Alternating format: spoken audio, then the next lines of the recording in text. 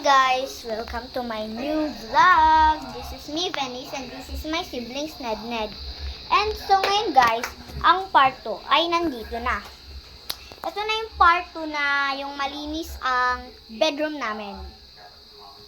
Ito yung medyo hindi pa siya naaayos. Kasi nilabas ko ito. And binilang ko yung naipon kong pera. So mamaya natin pag-uusapan yung alkansya ko.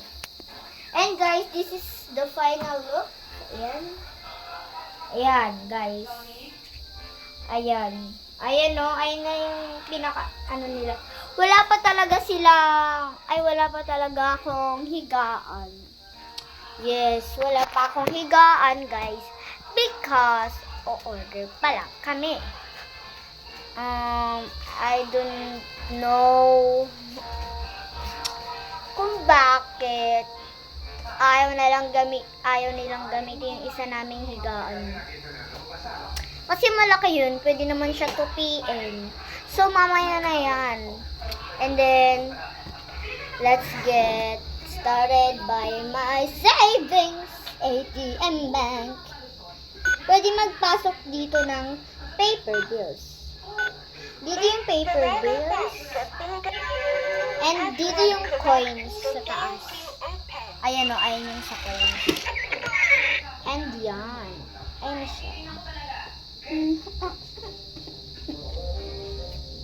And guys, ito na yung mga naipon ko. Wait. O, diba ang dami? May 150. So, meron na tayong 150. Teka lang. Hindi ko talaga makita yung coins.